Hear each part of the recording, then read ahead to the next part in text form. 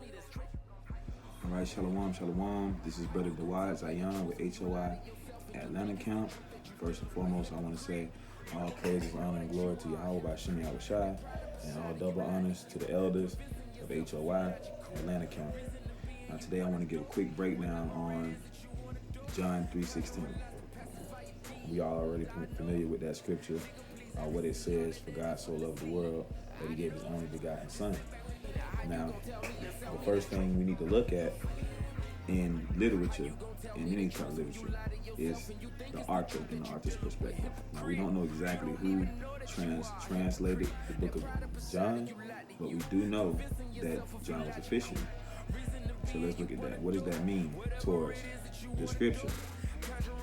Turn with me to Matthew 4:21, and you'll see that it says, and going on from thence, he saw two brethren, James, the son of Zebedee, and John, his brother, in the ship, with Zebedee, their father, mending their nets, and he called them.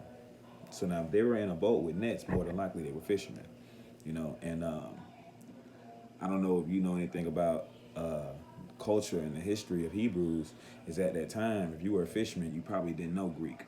You probably didn't know how to write these. You probably barely knew how to write Hebrew, if anything. Not necessarily saying they were uneducated, but the odds of them learning the language of their oppressors at that time, which was a status symbol to their oppressors, is very low. So the reason I had to bring all that up is this: we know that that John's understanding of the words, of the Greek words, would be in a Hebraic sense, regardless of the language it was written in. So it may have been written in Greek, but his understanding of what he was saying to the person who was transliterating it, or however it was transliterated, would have been in the Hebrew sense. So in the Hebrew context, regardless of the language it was written in. So now just bear with me for a minute and turn to John 3:16 real quick. You have to bear with me. I'm on a tablet computer.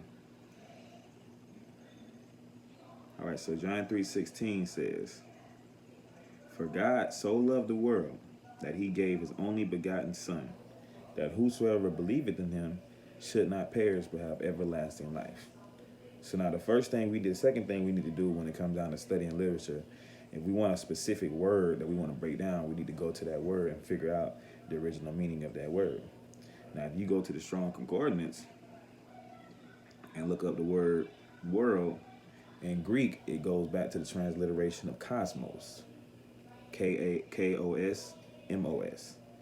And the definition says, probably from the base of G 2865, an orderly arrangement that is decoration, by implications the world, in a wide or narrow sense, including its inhabitants, literally or figuratively, morally, adorning world. So we see right there that it was not always a literal sense, but it could have been a figurative sense in which they were speaking on world also. Now, what you always need to know about the Hebrew language is there was not much figurative sense. Words had a function.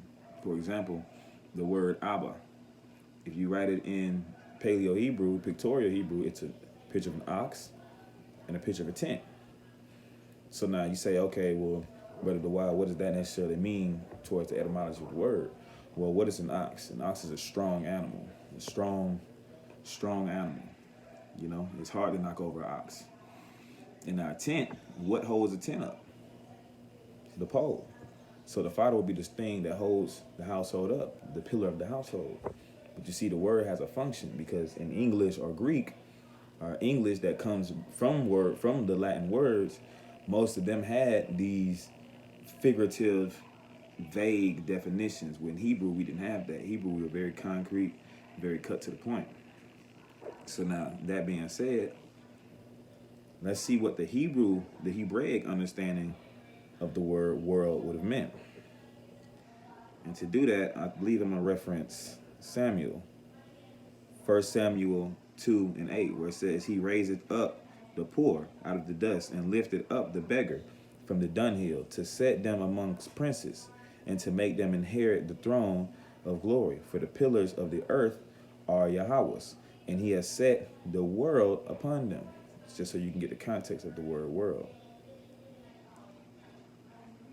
So now, if you go into the Hebrew word for world, the Hebraic understanding of it, it says tebal or tebel. Definition from H2 986, so you guys can go back and look at this yourself later on if you want to. It says the earth as moist and therefore inhabited. By extension, the globe. By implication, its inhabitants. Specifically, a particular land as Babylonia or Palestine, or habitable part of the world.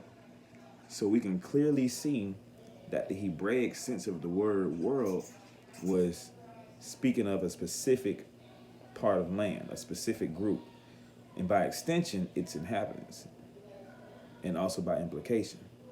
So we've already established that John was a fisherman. He didn't go to Greek college. He didn't study with Alexander the Great and with the great Greek generals of that time. So he would have understood it as the Hebraic term of the word world. He wouldn't have understood it as the Greek term of it being the entire universe. You see what I'm saying? So what you have specifically in that verse is, for God so loved a particular part of the world and its inhabitants that he gave his only begotten son, so whoever should believe on his name shall be saved and have everlasting life. That's all I wanted to bring out today. Just a real quick breakdown, something easy and simple, some milk.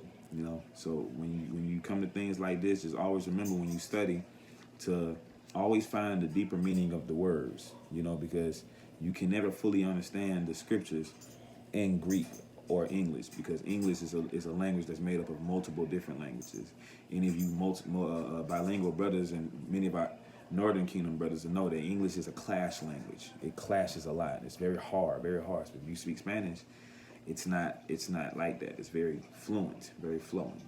So I want to once again give all honors and glory to Yahweh by Hashem Yahweh Shai, and double honors to the elders of HOI. This is Brother Dawad Zayan, Yahweh Die from HOI Atlanta, signing off.